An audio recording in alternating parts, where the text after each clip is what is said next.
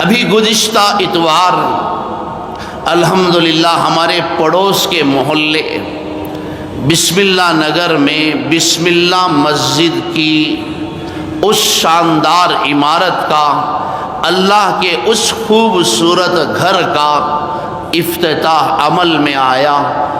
مجھے بھی وہاں پر حاضری کا شرف حاصل ہوا۔ میرے محترم بھائیوں، بطور عبرت اور نصیحت اور سبق کے میں اس واقعے کا ذکر کروں گا۔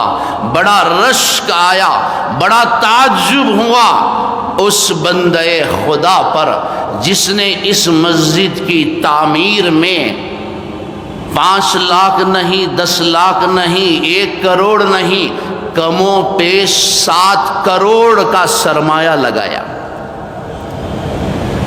اکیلے فرد واحد نے، بندے خدا نے 7 کروڑ روپیے اس مسجد کی تعمیر میں لگا دیے۔ آنے والا ہر عالم، ہر مہمان اس بندے کو تلاش کرتا رہا، لیکن تعجب ہے، رشک آتا ہے اس بندے پر کہ کسی بھی عالم دین کی نگاہ اس بندے خدا کو دیکھ نہ سکی۔ یہ بندہ کون ہے؟ منتظمین نے کہا کہ اس بندے نے کہا کہ مجھ پر اتنا کرم کر دیجئے کہ میرا نام نہ لیا جائے، منبر و محراب پر میرے نام کا ذکر نہ کیا جائے۔ میں اس بندے کو جانتا ہوں۔ جب میں وہاں پہنچا تو میں نے دیکھا کہ وہ بندہ ایک معمولی کرسی پر وہاں بیٹھا ہے جہاں لوگ جوتے چپل چھوڑتے ہیں، بالکل مسجد کے اولین حصے پر سیڑھیوں سے پار ہو کر جیسے ہی مسجد کے اندر جاتے ہیں وہاں وہ بندہ کرسی لگائے بیٹھا ہے، ہر ایک سے الگ اور جدا ہو کر بیٹھا ہے۔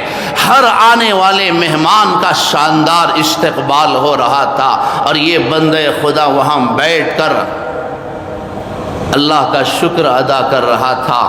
بڑا رشک آیا، میں سوچنے لگا شاید اللہ تعالیٰ اس دنیا کو، اس کائنات کو ایسے ہی بندوں کے برکت سے اللہ اس کے نظام کو چلا رہا ہے۔ آج بھی یہ امت ایسے ہی مخلصین لوگوں کی نیکی سے یہ باقی ہے، شروع سے لے کر آخر تک۔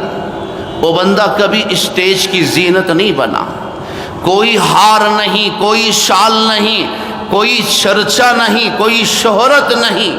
کیوں نہ اللہ خوش ہو ایسے بندوں سے، کیوں نہ اللہ ان کی نیکی کو قبول کرے۔